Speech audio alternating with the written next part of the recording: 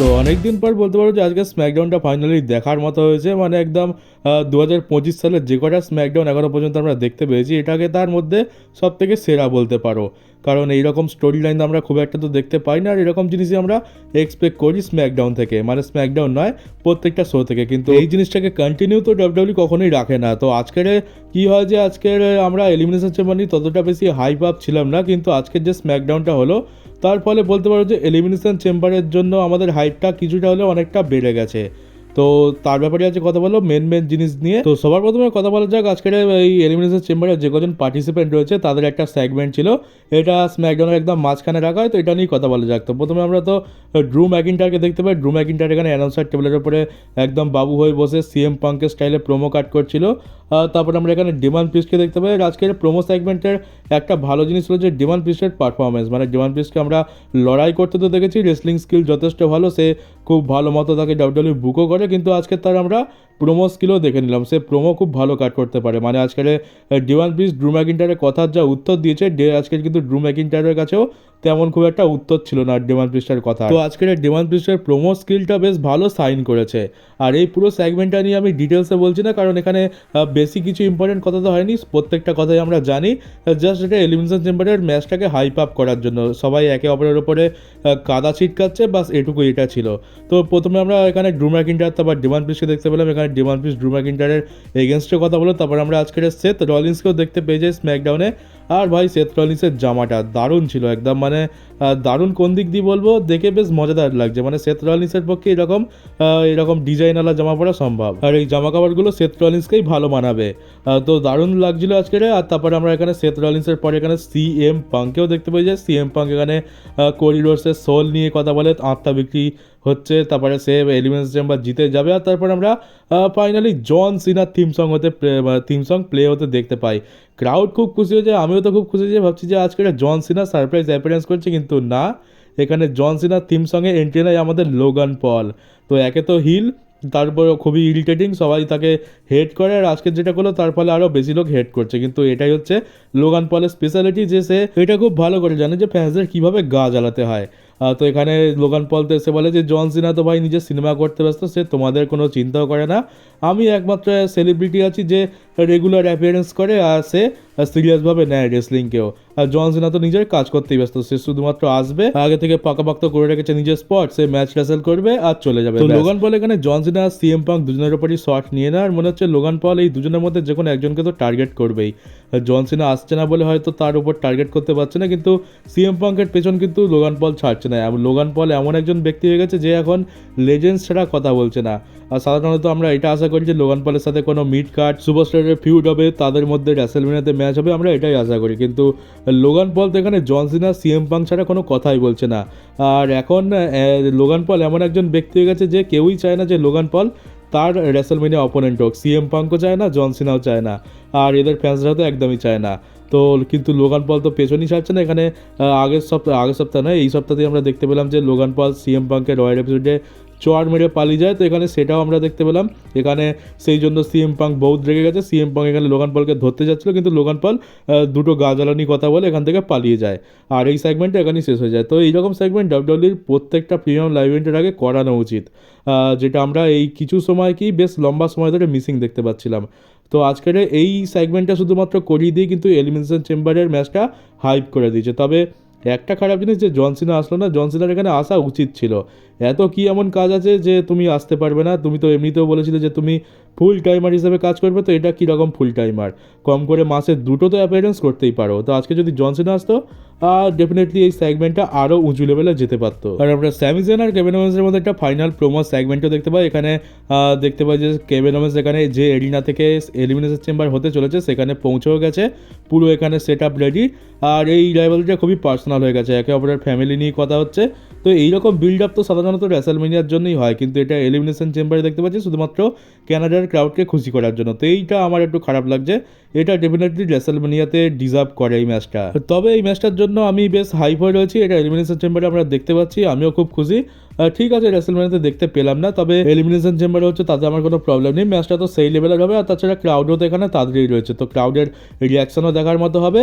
এই ম্যাচটা ডেফিনেটলি তোমরা এনজয় করবে। আর এই ম্যাচটা বলতে পারো খুব কম সময়ের মধ্যে এটা খুবই দারুণ একটা বেশ গরম হয়ে উঠেছে, কারণ এদের মধ্যে স্টোরি লাইন তো কোন যুগ থেকে চলে আসছে। তাই এদের দুজনের মধ্যে যখনই ম্যাচ হয় তো ম্যাচের জন্য বেশি স্টোরি লাইন বিল্ড আপ করতে বেশি খুব একটা প্রবলেমও হয় না ডাব্লিউডাব্লিউর।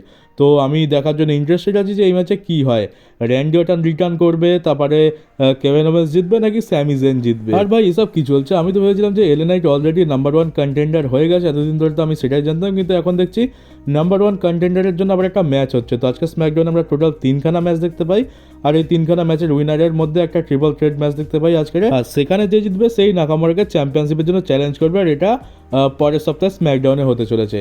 তো প্রথমে তো আমরা এখানে অ্যান্ড্রয়েড ভার্সেস সোলো সিকোয়ার ম্যাচ দেখতে পাওয়ার কথা ছিল, কিন্তু সোলো সিকোয়ার তার স্পটটা জেকব ফাটুকে দিয়ে দেয়। এখানে সে তার উদারতা দেখিয়েছে, তার কাছে ফ্যামিলি সবার আগে, তাই সে এখন জেকব ফাটুকে সুযোগ দিচ্ছে। কিন্তু জেকব ফাটু তাদের বিন্দুমাত্র কোনো ভ্রুক্ষেপ নেই, কোনো সহানুভূতি নেই, মানে সোলো সিকোয়ারকে খুবই ছোট করে দেখানো হচ্ছে এখানে। তো কী হয় যে ম্যাচটাতে খুব সহজেই আমরা জানি যে কী হবে, এখানে জেকব ফাটু তো জিতে যায়। এছাড়া আমরা ব্রন স্ট্রোমান ভার্সেস কার্মেলাইজের মধ্যে ম্যাচ দেখতে পাই, যেখানে টামা টোঙ্গা আর সোলো সিকোয়া এসে ব্রন স্ট্রোমানের উপর অ্যাটাক করে, কিন্তু ব্রন স্ট্রোমানের তো কিছু যাই আসেনি, চিয়ার দিয়ে মারে, কিন্তু তাতেও কিছু হয়নি। ব্রন স্ট্রোমান এখানে টামা টোঙ্গা আর সোলো সিকোয়া দুজনকেই ধুয়ে দেয়। এখন সোলো সিকোয়ার হাল টাঙ্গা লোয়ার মতো হয়ে গেছে, মানে একসময় ট্রাইবাল চিপ ছিল, আর এখন দেখো কী অবস্থা, সবার কাছেই মার খাচ্ছে, আর তেমন কোনো সম্মানও নেই। তো ডাব্লিউডাব্লিউ এটা ঠিক করছে না, তাকে এত ভালোভাবে বিল্ড করার পর এরকম বুকিং এরকমই যদি চলতে থাকে তাহলে সোলো সিকোয়াকে আর কেউ সিরিয়াসভাবে নেবেও না।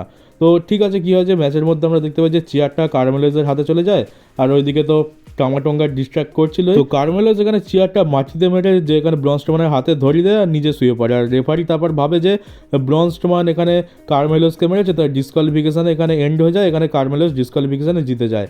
আর ম্যাচটা শেষ হওয়ার পর কার্মেলোজ তো পালিয়ে যায়, আর তারপরে এখানে টামাটোঙ্গা সোলো সিকোয়া সবাই ব্রন স্ট্রোমানের হাতে মার খায়। আর আমরা এলএ নাইট ভার্সেস সান্তোস এসকোবারের মধ্যে ম্যাচ দেখতে পাই, যেখানে এলএ নাইট খুব সহজে জিতে যায়। তারপরে আছে ট্রিপল থ্রেট ম্যাচ, এখানে তো জেকব ফাটু খুবই ভালো পারফরমেন্স দেখায়। লাস্টের দিকে তো সমস্ত পরিশ্রম এখানে জেকব ফাটুই করলো, কার্মেলোসকে মুনশট লাগালো, ফিনিশার লাগালো, কিন্তু শেষ মোমেন্টে এখানে জেকব ফাটুর পা ধরে টেনে নেয় এলএ নাইট আর তাকে বাইরে ফেলে দেয়। আর সেইখানে এলএ নাইট পিন করে এখানে জিতে গেছে, সে হয়ে গেছে নাম্বার 1 কন্টেন্ডার। তারপর এলএ নাইট এখান থেকে পালিয়ে যায়, এখানে জেকব ফাটুর তো কি বলা যায় মুখের খাবার কেড়ে নিয়ে চলে গেছে, সমস্ত পরিশ্রম সে করলো আর তার ভাগের খাবারটা এখানে এলএ নাইট খেয়ে নেয়। তো এই ম্যাচে জেকব ফাটু পিন হয়নি, কিন্তু আজকের ম্যাচ হেরে গেল। আগের সপ্তাহেও ম্যাচ হারলো ব্রন স্ট্রোমান আর ডেমন প্রিস্টের কাছে, আর আজকের ট্রিপল থ্রেট ম্যাচটা এলএ নাইটের কাছে হেরে গেল। তো এবার কথা বলা যাক মেন বিষয় নিয়ে, কোডি রোডসের সেগমেন্ট। কোডি রোডস কি রকের কাছে তার আত্মা বেঁচে দেবে, তো এইটা নিয়ে আজকে পুরো স্ম্যাকডাউনটা চলে।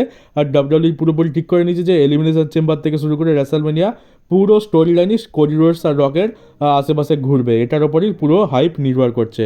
তো আমরা আজকে স্ম্যাকডাউনের শুরুতে দেখতে পাই যে রক এখানে কোডির জন্য খুব ভালো ব্যবস্থা করেছে, তার জন্য সিকিউরিটি দিয়ে দিয়েছে। আর কোডি রোডসের লকার রুমে তো তার একটা রুম ছিল, কিন্তু রক তার জন্য একটা স্পেশাল রুম বানিয়েছে, যেখানে দামি দামি ড্রিঙ্কস আর খাবার দাবার সাজানো রয়েছে। তো কোডি রোডসের কাছে কোনো জিনিসেরই অভাব নেই, তাকে একদম স্পেশাল ট্রিটমেন্ট দেওয়া হচ্ছে। আর রক এটা দেখাতে চাইছে যে দেখো তুমি আমাকে তোমার আত্মা বেচোনি, তার আগেই তোমাকে এত ভালো জায়গায় আমি পৌঁছে দিয়েছি, তো ভাবো একবার আত্মা বেঁচে দেওয়ার পর তুমি কত ভালো থাকবে। তো এইটাই এখান থেকে বোঝাতে চাইছে।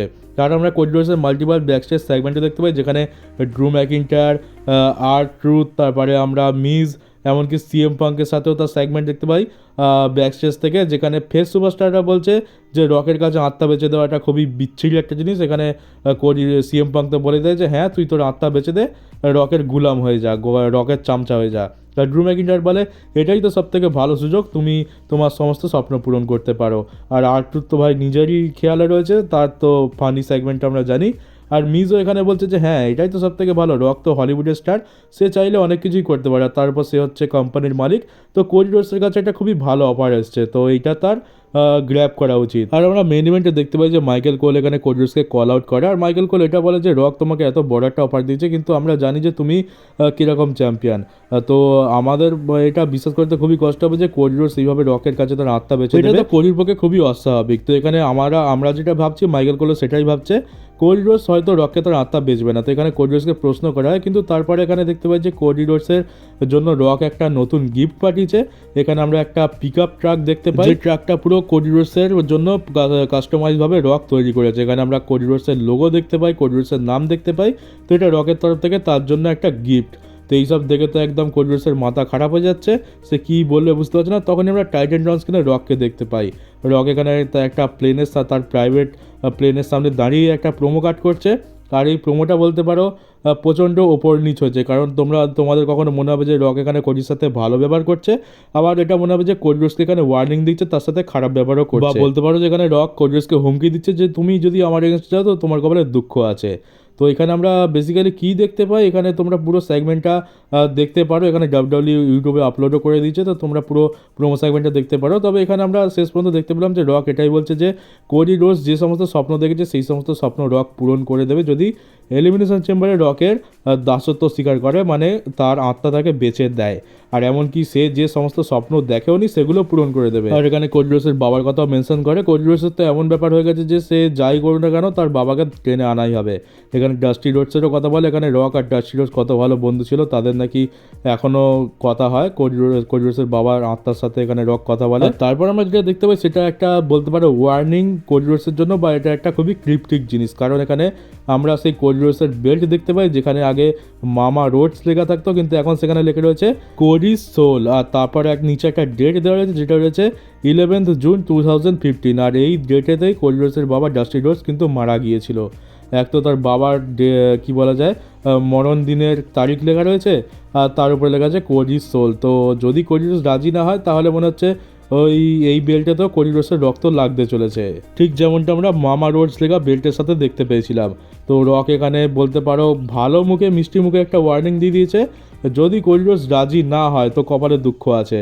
আর তাছাড়া রক এখানে কোডি রোডসের জন্য কত ভালো ব্যবস্থা করেছে আমরা সেটা পুরো স্ম্যাকডাউনেতেই দেখতে পেলাম। তো তার আত্মা বিক্রি করার আগেই এত ভালো ভালো জিনিস তাকে দিচ্ছে, এত ফ্যাসিলিটি দিচ্ছে। তো এখান থেকে তো পুরো পরিষ্কার, যদি কোডি রোডস রকের দাসত্ব স্বীকার করে নেয় তো কোডি রোডসকে আর কেউ ধরতেই পারবে না, মানে একেবারে কোডি রোডস তো মালামাল হয়েই যাবে, আর রক তাকে তার ক্যারিয়ারের আরও ওপরে নিয়ে যাবে। আর এখানে রক এটাও বলে যে কোডি রোডস যেন রককে তার ভাই বানিয়ে নেয়, তো রক হয়ে যাবে কোডি রোডসের ভাই, আর কোডি রোডস হয়ে যাবে রকের চ্যাম্পিয়ন, মানে কর্পোরেট চ্যাম্পিয়ন। তো কোডি রোডস তো এখানে কিছুই বলে না। কোডি রোডসের মুখ দেখে খুবই বুঝতে পারছিলাম যে প্রচণ্ড কনফিউজ রয়েছে, মানে কোন দিকে যাবে ভেবে পাচ্ছে না। কোন দিকে যাবে সেটা তো আমরা এলিমিনেশন চেম্বারেই বুঝতে পারবো। তো এলিমিনেশন চেম্বারের জন্য হাইপ প্রচণ্ড বাড়িয়ে দিয়েছে রক। আর বলতে পারো যে যেভাবে সমস্ত স্টোরি লাইনে এইসব কথাগুলো উঠছে, এমনি তো এলিমিনেশন চেম্বার যে জিতবে তারও স্টোরি লাইন এখানে এসে যোগ হবে। তো ডাব্লিউডাব্লিউ এই স্টোরিটার উপরে পুরো রাসেলমেনিয়াটাকে দাঁড় করিয়ে দিচ্ছে, মানে পুরো যে হাইপটা শেষ হয়ে গেছিলো সেটা এই স্টোরি লাইনটা দিয়েই জাগানোর চেষ্টা হচ্ছে। এতদিন তো বুঝতে পারছিলাম যে ঠিক আছে হাইপ জাগানোর চেষ্টা হচ্ছে, তাই অতটা সিরিয়াসভাবে নিচ্ছিলাম না, কিন্তু এখন স্টোরি লাইনটা যেভাবে ইন্টারেস্টেড করে দিয়েছে ডাব্লিউডাব্লিউ, তো এবারে তো মনে হচ্ছে ইন্টারেস্ট নিতেই হবে। তো যদি সত্যি আমরা ভালো কিছু দেখতে পাই তো ভালো, কিন্তু শেষমেশ এত কিছু করার পরেও যদি আমরা রাসেলমেনিয়াতে গিয়ে হতাশ হই তাহলে তো ভাই এদের ওপর আর বিশ্বাস করাই যাবে না। আর তার উপরে আমাদের ট্রিপল এইচ বলে দিচ্ছে নাকি এই এলিমিনেশন চেম্বারে একদম ইন্ডাস্ট্রি পুরো চেঞ্জ হয়ে যাবে ডাব্লিউডাব্লিউর। তো ট্রিপল এইচের টুইটটা দেখার পর আমি তো ভাই ভাবছিলাম যে ট্রিপল এইচ আমাদের ভাবেটা কি, আমরা কি গাধা গরু ছাগল, এরকম তো এর আগে হয়েছে। ট্রিপল এইচ প্রত্যেকটা প্রিমিয়াম লাইভ ইভেন্টের আগে এরকমই বলে, কিন্তু শেষমেশ আমাদের সাথে কি হয় সেটা আমরা খুব ভালো করে জানি। তো ট্রিপল এইচের কথা আমরা একদমই বিশ্বাস করছি না, মানে আমি তো বিশ্বাস করছি না, তোমরা করলে করতে পারো, পরে যদি হতাশ হতো ভাই আমাকে বলবে না।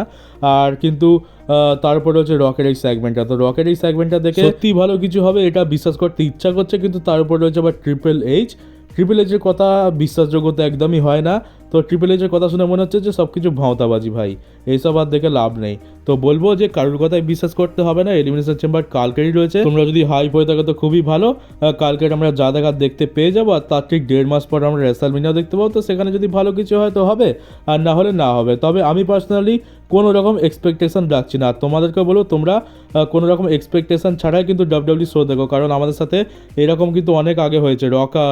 রকও আমাদেরকে অনেক কিছু বলেছে, আর ট্রিপল এইচও আমাদেরকে অনেক কিছু বলেছে, কিন্তু শেষমেশ আমাদের হাতে কিছুই লাগেনি। মানে স্টোরি লাইনের এত ভালো বিল্ড আপ, এত কিছু, মানে আমাদের একদম এমনটা বিশ্বাস করতে বাধ্য করা হয়েছে যে কিছু একটা বড়সড় হতে চলেছে, কিন্তু শেষ পর্যন্ত আমরা সেরকম কিছু দেখতেই পাইনি।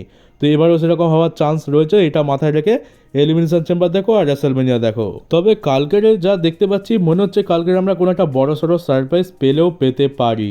আর আজকে জন সিনা তো না, কিন্তু ডাব্লিউডাব্লিউ জন সিনার জন্য আরেকটা নতুন ফেয়ারওয়েল ট্যুরের মার্চেন্ডাইজ রিলিজ করেছে, দেখতে পাচ্ছ এইটা। তো আমি তো বলেছিলাম যে 12 মাসে হয়তো 24খানা টি শার্ট দেখতে পেয়ে যাবো, সেরকমই হচ্ছে 1 মাসের মধ্যে 2খানা টি শার্ট দেখতে পেয়ে যাচ্ছি।